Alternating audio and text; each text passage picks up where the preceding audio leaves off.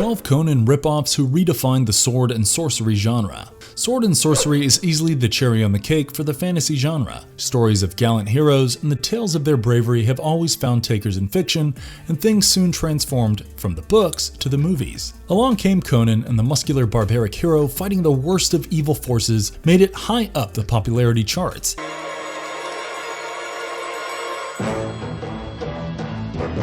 However, while Conan is celebrated and well known for his exploits on screen and in the magical pages of stories written by Robert E. Howard, there are some other similar heroes who have slipped under the radar or don't share the same kind of popularity. In this video, we bring you a list of such Conan ripoffs, and even though some of them were created before Conan, they only gained the attention of the viewers after Conan stamped his authority on the genre. If you are up for a violent and heroic journey with some of these hulkish figures in sword and sorcery, this video will be right up your alley. Before we go into our explanation, we have a very small request. If you like our content, please support us by subscribing to our channel. This is a small click for you, but for us, it means a lot. Thank you, and let's begin. This is his destiny. I am John Blackstar. Blackstar. Before Conan the Barbarian released in 1982, and before He-Man and the Masters of the Universe made a deep impact on the kids, Blackstar was the one to test the waters. He was the titular protagonist of an American animated series of Filmation, and it was only their second fantasy epic after the Freedom Force. There are certain similarities with He-Man that are pretty obvious, but John Blackstar was still a fun addition to the sword and sorcery fantasy genre. He was a rather tragic backstory, an astronaut from Earth who gets stuck on an alien planet named Sagar after his spacecraft gets drawn into a black hole. The accident ends up transferring him back to some kind of ancient universe where he must make new alliances to fight an evil force. The Trobbits, the Dragon Warlock, and some others join forces with Blackstar as he stands up against the ruthless dictator overlord who plans to take over the planet. John Blackstar hails from an advanced futuristic Earth, but the ways of planet Sagar are quite primitive in many ways. However, he does have the magical Star Sword, which is the source of his incredible strength and powers. He doesn't scream by the power of Grayskull, but the transformation is somewhat similar. The sword can absorb and reflect any energy form, and it is an indestructible weapon. But the other part of the source weapon is with Overlord, and it also has similar capabilities. It was the first taste of such a character for many, and George Ticenzo, who voiced the character of John Blackstar, did a phenomenal job. His adventures came to an abrupt end after the cancellation of the show, but it is still fresh in our memories.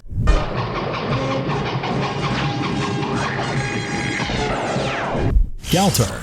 As the He-Man franchise was growing in popularity through the early 80s, many others tried to crash in on the Greys. Galtar and the Golden Lance was one of the successful attempts to recreate the magic of He-Man, and the legendary Hanna-Barbera Productions was behind the project. It had a brief run of 21 episodes, but during this short stay, the titular character had gathered quite a loyal fan following. Galtar too had a tragic backstory where his parents were killed by the evil warlord Tormak. Now Tormak intends to conquer the entire world, and Galtar and some of his loyal companions are the only obstructions in his path. In his fight against Tormak and his evil forces, Galtar is helped by his magical Golden Lance, which has the ability to extend into 2 magical blades when required. If someone unworthy wields this incredible weapon, the Golden Lance protects itself by releasing a powerful burst of energy. The show is all about Galtar's adventures in this perilous world where he is helped by his loyal horse Thork, the red dragon called Ravensclaw, and some others. Unfortunately, we never got to witness the final outcome of the series and the character because the show was untimely cancelled.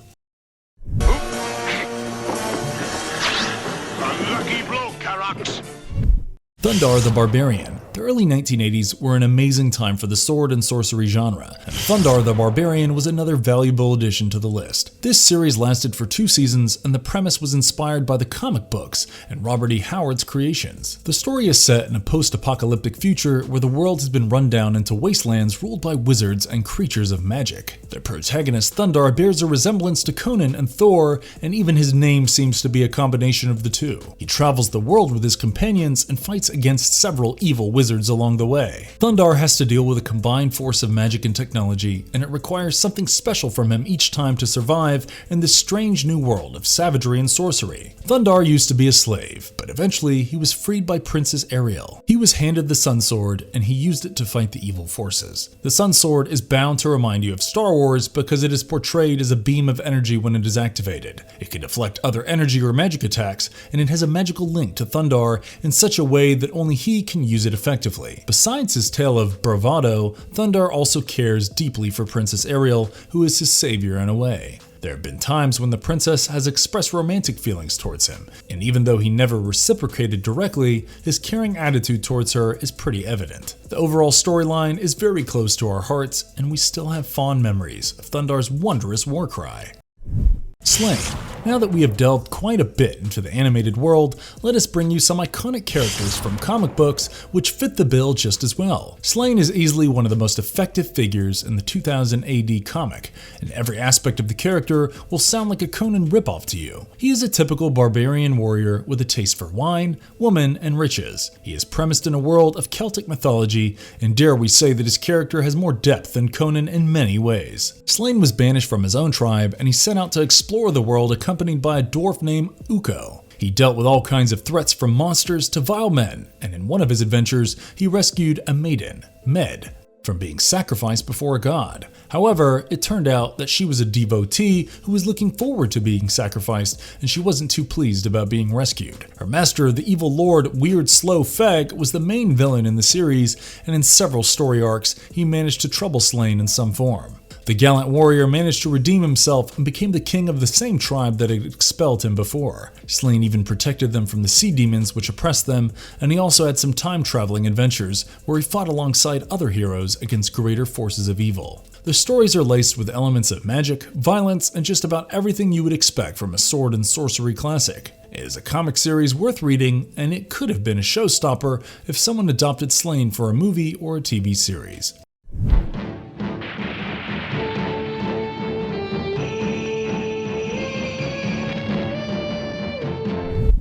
Mighty Mightor. This animated series had a brief run on the CBS network from 1967 to 1969, and it was a signature Hanna-Barbera production once again. The protagonist was a young caveman named Tor, and while returning from a hunting trip, he came across an old man in trouble. After rescuing the old fellow, he was rewarded with a magical club, which was going to be the source of all his special powers. Every time Tor would lift up the club to the sky, he would be transformed into a prehistoric superhero, Mighty Mightor, with a mask and ripped muscles. He had superhuman strength after the transformation, and his club could be used to fight the bad guys. This magical club could also emit powerful energy blasts to attack the enemy, and Mightor used his powers to protect his village. Mightor had quite a unique pet, a dinosaur named Tog, and the villagers were a mix of some entertaining characters. The daughter of the village chief, Shira, and her brother, Little Rock, were admirers of Mightor, and they would embark upon various adventures in the course of the episodes. Shira and Little Rock had their pets as well, a mammoth calf named Bolo,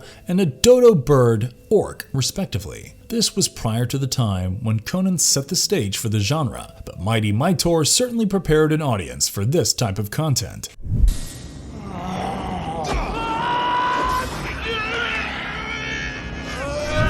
Kull the Conqueror. Robert E. Howard is not hailed as the father of sword and sorcery for nothing. He created several iconic characters, and the fantasy action stories created quite a fan base over time. Kull the Conqueror was one such heroic character, and he first appeared as early as 1929, way before Conan the Barbarian was created. He was shown to be born in the pre-cataclysmic era when barbaric tribes ruled the world alongside certain civilized kingdoms. When Kull was a toddler, his tribe was destroyed by a devastating flood, and he survived as a feral child in the wilderness. He was later adopted by another tribe, but one of his acts of pardon got him exiled. His colorful life entered a stage where he was captured as a galley slave, and he even briefly tried out the life of a pirate. Just as his acts of piracy were turning him into a fearsome warrior, his ship was lost in a naval battle. He survived, but he had to lead the life of an outlaw for a while. Eventually he was captured and forced to be a gladiator in the fighting pits. He then went on to become a fierce mercenary fighting for various causes,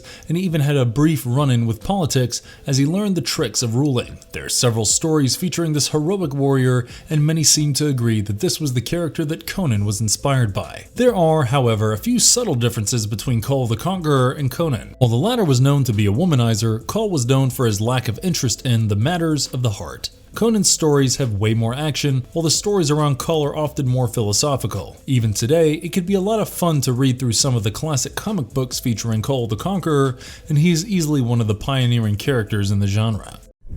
Wulf the Barbarian. You simply cannot have the perfect hero without a tragic origin story, and Wulf the Barbarian has just the right one. He was a young prince who witnessed his parents being slaughtered by trolls who ambushed them while they were on a hunt. Wulf barely managed to escape and was handed over to a trusted swordmaster. He went on to become a fierce warrior and swore a bloody oath to get his revenge on those who killed his family. There are many who know Wulf from the popular Atlas comic book series that was released in 2011, but his stories go back a long way. It was in 1975 when the title had a brief run for 4 issues, and it elaborated on the stories of the young prince who grew up under extreme conditions. Following the great tragedy, Wulf trained for over a decade, and all this time he prepared to face the killer one day. However, before his goals could materialize, the same troll who killed his family now took the life of his guardian and trainer. Wulf does get his revenge eventually, tracking and killing the troll, and he also reclaims the powerful sword that belonged to his father. The 2011 version marks the return of this gallant warrior as he encounters a near-apocalyptic situation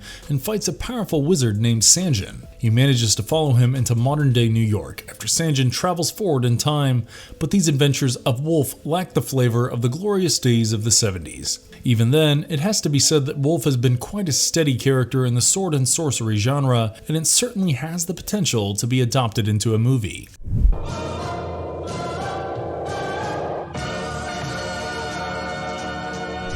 Deathstalker. Deathstalker was created on the backdrop of the massive success of Conan, and a series of films depicted the adventures of a similarly brutal warrior. The titular hero was first tasked with finding a magical sword and amulet and to retrieve them from an evil sorcerer. He braved numerous obstacles along the way, fought bravely, and finally managed to bring the sorcerer to justice. 3 sequels followed, and they were all more or less similar in nature. It was all about the barbarian warrior and his heroic battles, and the element of magic and fantasy formed the core of the stories. It was a period when there was a craze for low-budget sword and sorcery flicks, and Deathstalker fit right in. Scantily clad ladies and some gruesome fighting scenes ensured that the movies in the franchise never ran short on the entertainment value. Deathstalker is not the perfect hero by any means, and it is made evident that he fights for his selfish needs. He is barbaric and without mercy, and the constant bloodshed is the only common thing that binds the movies. Rick Hill was the perfect fit for the role, and he even returned for the 4th and final Deathstalker film. We love the cheesy one-liners, and the overall campy nature of the films can be fun if you are seeking a guilty pleasure.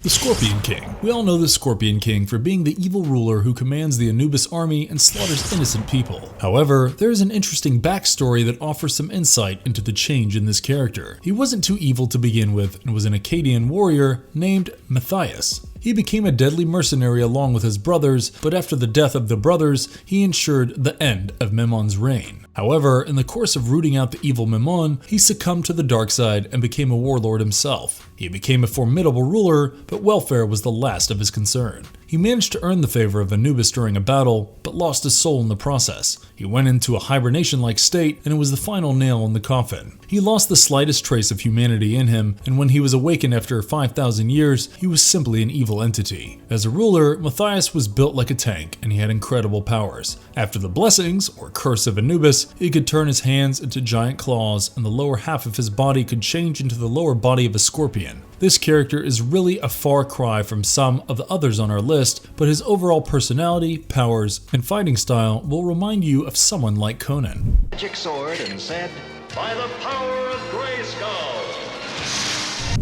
He-Man, Masters of the Universe. This is possibly one of the most well-known characters in this list because even those who don't fancy sword and sorcery have loved watching He-Man in action. It is baffling how a plan to sell toys turned out into such a popular animated series and spawned a successful franchise. He-Man has delved into the world of live action as well, and the muscular, righteous superhero still commands the same kind of popularity as he did back in the day. He-Man is the alter ego of Prince Adam, who is the protector of Eternia and Castle Grayskull. The source of all his incredible powers is actually the sorceress of Castle Grayskull, who helps him transform into He-Man. All he has to do is hold up his power sword and utter the words, "By the power of Grayskull," and the prince is transformed into a hulkish warrior. Prince Adam's cowardly pet tiger is also transformed into an armored green tiger called Battle Cat. Together they fight the evil forces who want to destroy Eternia. One of their main enemies is Skeletor, and their rivalry has been one of the best you will see. Prince Adam is careful about maintaining the secrecy of his double identity, but there are a select few who are aware of his powers. There are a few other versions of He-Man, and the backstories vary ever so slightly,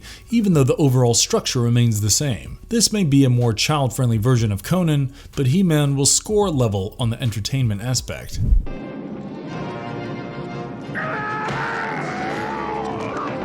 The Beastmaster. Most of you probably know the Beastmaster from the 1982 movie, but the story is loosely based on a novel by Andre Norton written back in 1959. The success of Conan inspired various directors to take up such projects, and Don Coscarelli decided to work with the Beastmaster. The title is self-explanatory because our protagonist has the ability to communicate with animals and command them if required. The movie starts with a prophecy that suggests the death of an evil priest at the hands of King Zed's unborn son. The high priest does his best to have the baby killed, but he manages to survive and grows up to be a powerful warrior with a special ability to communicate with animals. The Beastmaster is joined by some of his animal companions, and eventually it all boils down to one final showdown with the evil priest. He defeats the main antagonist and gives up the chance of taking up the throne because he simply wants to continue his adventures and fight all forms of evil. As simple as the story may sound, it did end up being a massive hit and ensured that a couple of sequels followed. There was also a TV series that had a different take on the origins of the Beastmaster, and overall, this character was certainly a great addition to the legacy of Conan.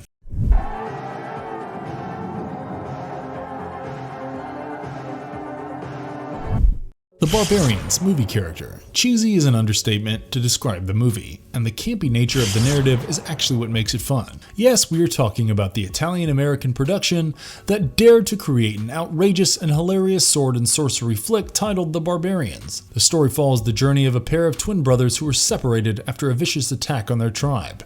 They both grow up to be incredibly strong fighters, and when they are finally united, they have vengeance on their mind. The rest of the narrative is as predictable as you can imagine, as the brothers fight waves of enemies and finally get to the one responsible for their traumatic childhood. The movie features some brutal sword fights, and visually the film looks far better than its actual content. B-movie enthusiasts have a special place in their hearts for this one, and the Barbarian brothers managed to provide two Conan-like heroes fighting it out together. If you have some mindless entertainment planned over a couple of beers, these heroes might just be the ones to come to your rescue. Conan was a game changer, and it was pretty obvious that people were going to reap the rewards of the sudden craze in the genre. While these ripoffs were fun and entertaining, there were some others that fell flat. Do let us know in the comments below about your favorite Conan ripoffs and your thoughts on the impact that Conan's success had on the genre. And if you liked our content, don't forget to leave a like and subscribe to us if you haven't already.